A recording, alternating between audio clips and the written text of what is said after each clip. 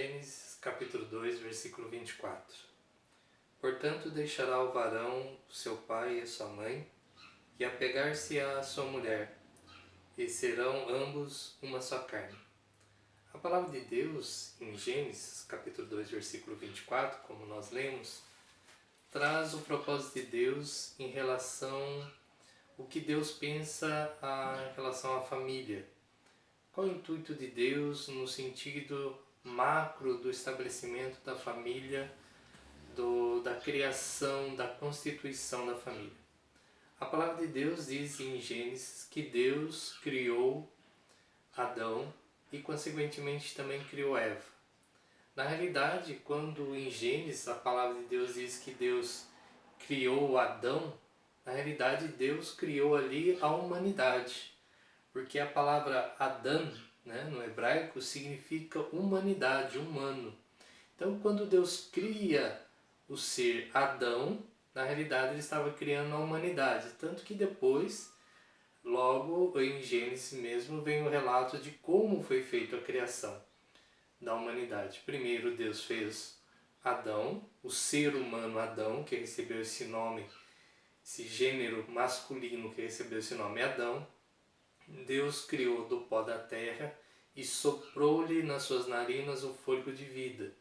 E depois, logo à frente, nós vemos que Deus pega da costela de Adão e forma a mulher. Então, Deus ali depois ele descreve como que foi feito a questão da gênese da humanidade. Na realidade, Deus fez Adão, a humanidade, com um propósito. Deus fez Adão e Eva, fez homem e mulher. Por isso que a palavra de Deus relata na criação, Deus fez homem e mulher. E dentro desse panorama, Deus fez homem e mulher, Deus faz todo um plano, Deus relata todo um plano de como Ele gostaria que fosse a constituição da família. Essa é a vontade de Deus. Tanto que agora aqui em Gênesis capítulo 2, versículo 24, Deus fala que o homem ele vai sair da sua casa e vai tomar uma mulher como esposa e esses dois se tornarão uma só carne. Esse é o propósito de Deus desde o princípio, desde a gênese da criação. Mas quando nós andamos poucos capítulos ali à frente, nós já vamos ver que Lameque, um dos descendentes de Adão, toma para si duas mulheres, contrariando o propósito de Deus. Porque Deus falou que devia se tomar uma mulher para si, não falou para tomar mulheres para si. Então esse Lameque ele vem contrariando a orientação de Deus.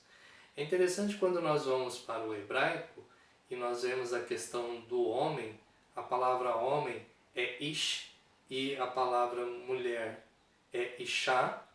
Quando nós olhamos essas duas palavras, nós vamos ver que elas são compostas cada uma de 3 letras. Tanto o homem como a mulher, eles têm 2 letras incomuns. E é interessante nós observarmos isso. Mas também quando nós observamos a respeito das letras que compõem as 2 escritas, nós vemos que tanto o homem como a mulher têm uma letra que são diferentes entre as 2 escritas. E é isso que é interessante. E quando nós pegamos essas 2 letras que são distintas entre ambas as escritas, nós temos a palavra Iá. Iá é a abreviatura do nome de Deus, do nome do Eterno. Por aí nós podemos ter uma compreensão que quando o homem e quando a mulher se unem, ambos trazem em si partes, essência da parte de Deus, o propósito de Deus, porque tanto o homem como a mulher, cada um tem uma letra na sua escrita diferente entre ambos, e quando essas 2 letras se unem, se transforma na palavra Iá, que é a abreviatura do nome de Deus. E quando nós percebemos que lá em Provérbios diz que o cordão de 3 dobras é mais difícil de ser rompido, nós podemos fazer um entendimento em cima disso. Quando o homem e a mulher se unem e nessa união eles trazem a presença de Deus, formam a presença de Deus dentro desta união, seguindo os propósitos, os requisitos de Deus, os preceitos de Deus, os mandamentos de Deus, ali esse casal pode se considerar como bem-aventurados ou felizes, porque eles vão trazer a Torá, eles vão trazer o ensinamento de Deus para como eles devem comportar entre si e também em relação às outras pessoas e também com o Criador. Essa questão do relacionamento. Mas quando nós observamos também que quando nós tiramos essas letras que são diferentes em ambas as partes, nós temos a palavra Esh. E Esh significa fogo, destruição. Quando o casal, eles tiram a presença de Deus, tiram os ensinamentos, tiram a essência de Deus, que Deus quer colocar dentro do princípio desse relacionamento, eles acabam trazendo destruição para si. Por isso nós vemos muitas famílias, mesmo quando estão dentro das igrejas, que a família ela não tem harmonia, ela não tem alegria, ela não tem uma vida em Deus. Porque eles tiraram, eles desconectaram Deus do relacionamento. É interessante observarmos isso. Quando ambos, homem e mulher, trazem essa diferença na sua composição das letras dos nomes, trazem a presença de Deus, essa família torna-se feliz. Por mais que ela passe por dificuldades, mas ela tem Deus para orientar, Deus para fazer com que haja a prosperidade no caminhar. E essa prosperidade, não estamos falando aqui de prosperidade financeira, também pode ocorrer, mas estamos falando de prosperidade no sentido de caminhar a vida e passar pelas dificuldades ou passar pelas as alegrias da vida. Ambos são passagens, tanto as questões tristes das nossas vidas, como também as questões alegres das nossas vidas. Como devemos nos comportar? Mas quando o casal, eles tiram a presença de Deus, se torna esse relacionamento Esh, fogo, fogo destruidor. Da mesma forma, se, como diz a palavra no Novo Testamento, lá em Romanos, que quando o homem começa a distanciar-se de Deus, ele traz sobre si condenação.